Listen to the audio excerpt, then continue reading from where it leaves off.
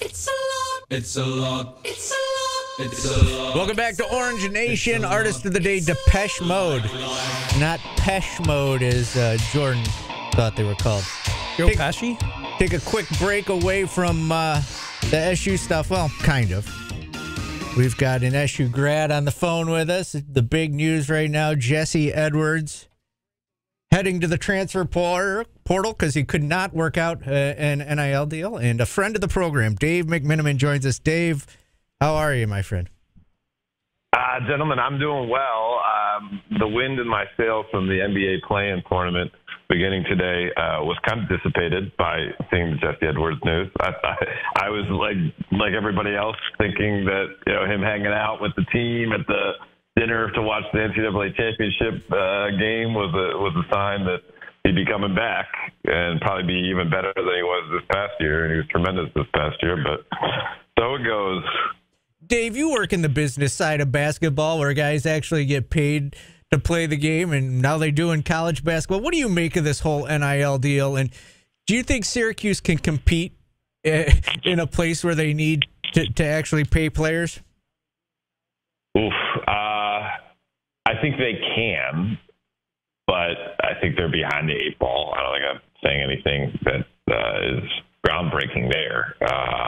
But just because you can be necessarily advanced in that department, it doesn't necessarily translate to the wins. Like all the talk going into the last couple of years is that Louisville had figured out NIL and had put a lot of resources into it and time and attention into it. And what they were 2-18 in the ACC last year. So it's a part. It's a very big part.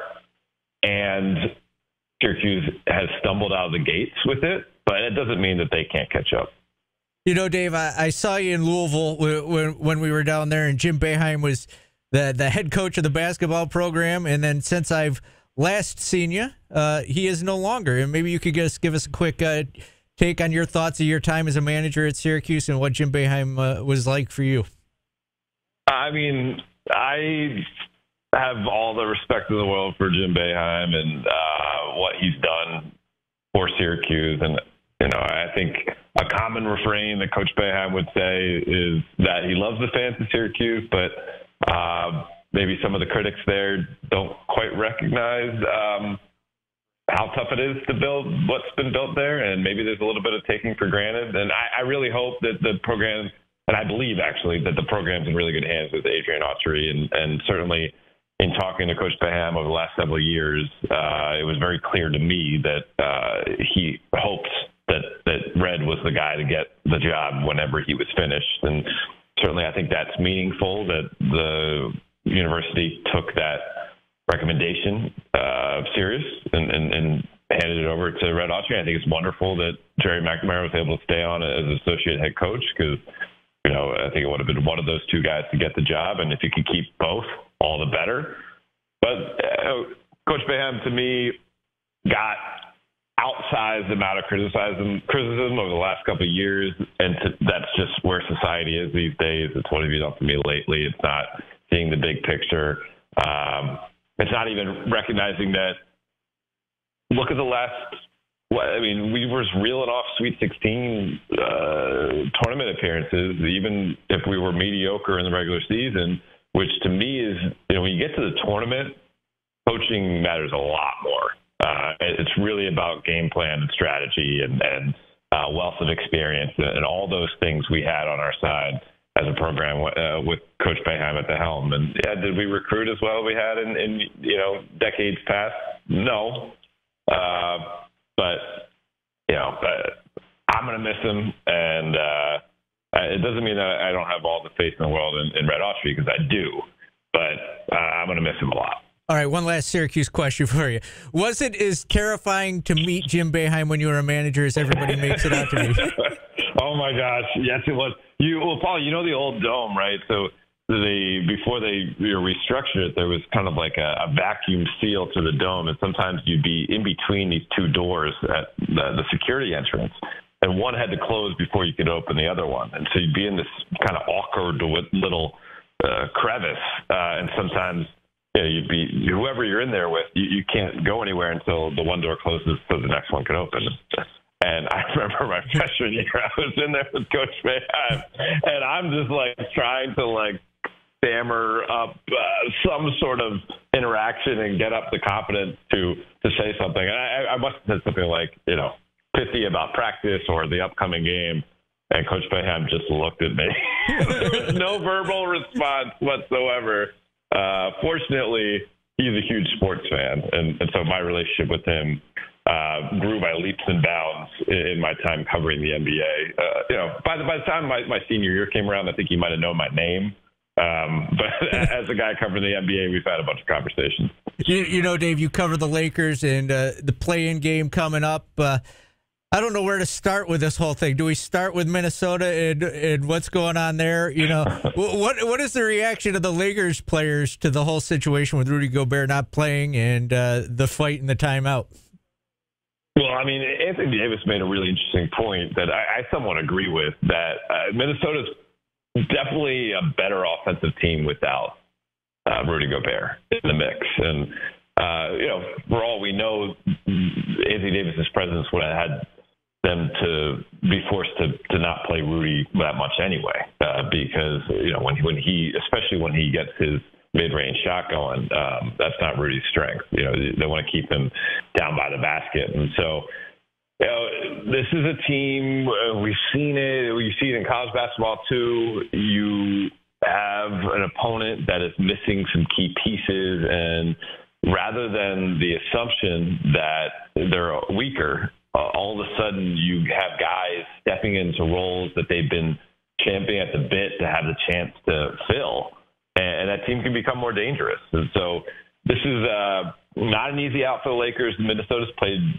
the Lakers really well, basically in my time back in Los Angeles covering the LeBron James Lakers. And even though the Lakers did win against Minnesota a couple weeks ago, that was a nip and tuck affair. And so all the talk from the Lakers side of things is they need to come out with the proper focus defensively, not allow Mike Conley freedom of movement on the offensive end, make sure that they don't let guys like Karl-Anthony Towns and Anthony Edwards get going early, because both those guys, LeBron said, are capable of dropping 40 on you.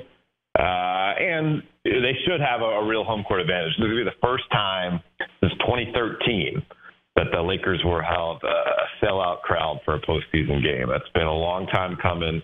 And I know Laker fans don't necessarily get the rep as being the most rabid of fan base, but they can get loud. And I imagine it'll be a really good atmosphere tonight. You say they're not a rabid fan base, but how is a play-in game playing with actually both the team and the fans? Are they, are they just happy to get in? And, how's LeBron dealing with this? Is it, hey, we're in, let's go? Yeah, I mean, certainly LeBron, there was a recognition of, wow, we kind of got in by the skin of our teeth, considering where we started. We were 2-10, and a little bit of okay, not a pat on the back necessarily, but wow, that was a pretty cool turnaround. We've been in the pressure cooker now for 3 months to make sure that we make up for that terrible start that we had. Let's catch our breath a little bit. Let's get off our feet. The Lakers didn't really have a real practice on Monday. It was more of a walkthrough and a film session, just because they finished off the regular season by playing 7 games in 12 days. That's a lot of wear and tear plus road games in that mix. So I imagine come game time tonight, and they're not doing a shoot around today, they're going to have a walkthrough again at the arena. Come game time tonight, the juice will be flowing. And LeBron James, who was a vocal critic of the play-in at one point, will now have a chance to play in his second play-in game. The last time he did it, he beat Steph Curry and hit a 40-foot bomb late in the game to seal the win. And maybe he'll have another memorable moment like that against the Wolves. And speaking of Steph Curry, Dave, this is Jordan, the guy who texts you all the time, then his phone doesn't work and he doesn't answer, so I appreciate you coming on. There's a lot of talk about if the Lakers do win this game, they play the Grizzlies, they advance. They're either taking on the Kings or the Warriors, and it's a super interesting matchup with the Kings offense being the best in the NBA. The Warriors' rocky start, but Andrew Wiggins' return should help them out a lot. Do you think the Kings are legit in the sense that they can take this regular season success to the playoffs? And kind of in that same question, do you have concerns about how the Warriors are going to play, or do you think they turn it around now that it's playoff time and they've got that experience? Yeah, Jordan, I would have to be going the side of the Warriors. I'm more of the I'll keep sticking with the guys who have proven it over the years. I'd rather be, late in supporting someone like that than early in burying them. So Steph Curry is one of the greatest of his generation, borderline top 15 player of all time. And he's been in a rhythm since he returned. Klay Thompson's been in a rhythm late in the season. Wiggins, that will be an adjustment period, but the fact that his game isn't necessarily predicated on offense, so you can kind of get in where you fit in just by effort, that will be helpful. And Gary Payton II is back in that rotation. I'm not saying the Kings are going to lay down. I think they're very well coached. I just filled out my NBA ballot yesterday, and I put Mike Brown for Coach of the Year. They have a spread-you-out offense. They have an interior presence, Domantas Sabonis, who's not just a guy who can score, but he has a good court sense, and he can find open shooters if he gets an offensive rebound. All that said, this is their first rodeo versus the Warriors that still have their core, that have won 4 championships together. They have short travel. It's a 30-minute bus ride from Sacramento to Golden State or whatever it is. And Golden State recognizes that they did all that work to avoid a worse scenario. They're playing the Suns in the first round. Maybe I'm not picking the Warriors. But I certainly think that Kings fans should enjoy this. This has been, 16 years or something like that since they've been in the playoffs? But also recognize that the Golden One Center is going to be packed to the gills with the Warriors fans rooting for them, so they might not feel like home games for the Kings. And then you mentioned the awards, so I've got to ask your thoughts on the MVP race. Nikola Jokic has won 2 in a row. DeMarcus Cousins just came out and basically said, I don't think he should win 3 in a row because that puts him above Shaq. And even though it's supposed to be independent each season, but it's a 3-man race at this point. Embiid, Jokic, Giannis. Where are you leaning with that? And do you think that these narratives should play into MVP voting? Well, I think the league, I'll answer the narrative part first. The league purposely does not give direct parameters for the awards, because the awards, as much as they are about recognizing the excellence of their players, it's a promotional tool for discussion to get people caring about the NBA regular season, because it can be a slog at 82 games, but it gives you a reason to tune in certain matchups that maybe otherwise wouldn't have a national appeal. And so because of all that, yes, narratives are part of it. Statistics are part of it. Moments are part of it. Where a player is in his career arc is a part of it. And past performances is a part of it. Nikola Jokic, to me, if I'm going to vote for him this year, and I didn't, I voted for him third, but if I was going to vote for him this year, he was going to have to do something where he one-upped himself, where it was so undeniable that he has to be the league MVP.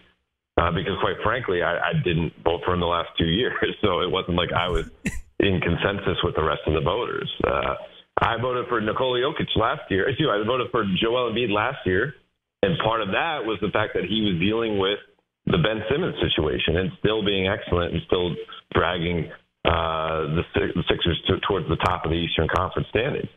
This year, I won't say it's an easy choice, because I do think all 3 guys are deserving. I would not besmirch anyone or judge any voter for taking any of those 3 guys.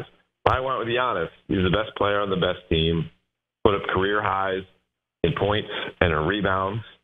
He's certainly a far better defender than Nikola Jokic, and in ways a better defender than Joel Embiid. I know Joel Embiid has a major impact defensively, but he can't play all, certainly 4 positions. Giannis, you see him on a lot of point guards, but Giannis can certainly guard 4 positions as well as anybody in the league. And, I understand for him it's going to be his 3rd MVP, but as a guy who's covered LeBron James, who I believe should have at least 5, if not 6 MVPs, at some point, we need to recognize that the voter fatigue for the truly great players shouldn't exist.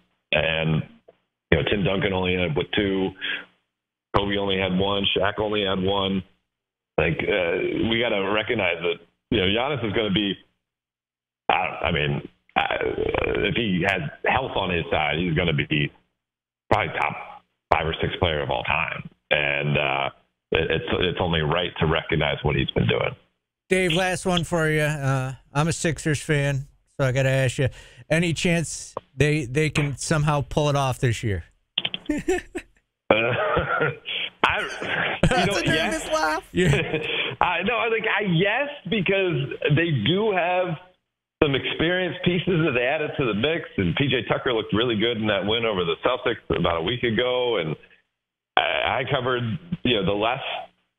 I think the Lakers haven't made the playoffs 2 of the last 4 years, and so the ESPN will throw me on other series. And obviously, I grew up outside Philadelphia, so I've covered the Sixers in the playoffs. I've covered Joel Embiid against the Raptors, and to me, Kawhi Leonard obviously hits the shot in Game 7, but Joel Embiid was as good of a player in that series as Kawhi Leonard, so he can be the best player in the series, and a lot of times that's what you need to get you over the top. If they can get, James Harden. Maybe this is the 1 year he puts it all together in the postseason. He certainly has the talent, but he hasn't necessarily had the best postseason experience so far. It's possible. I mean, they're on the short list of teams I would put capable of winning or likely to win it this year. I just put them below 2 teams in the East, and that's the tough part. If they were in the West, I would say that they'd be the most likely team out of the Western Conference to make the finals. I'd take them over Phoenix. All right, well, we got to figure out a way to get Philadelphia moved west somehow, Dave. Yeah. Well, we'll see. I mean, Adam Silver is all up for put anything out on the table. He lets guys wear sneakers that are 8,000 different colors, different than their uniform. So who knows? Maybe we'll flip-flop conferences too. All right, Dave, I'm still not going to let you forget that you told me I look old when I ran into you in Louisville. I mean, because you didn't age at all for 30 years. So, I mean, at some point, that vampire blood is running out, man. All right, Dave, man. Good talking to you, and hopefully we can do it again soon. Thank you, Dave. Yeah, I'm good to talk to you guys. All right, it's Dave McMenamin, NBA reporter for ESPN.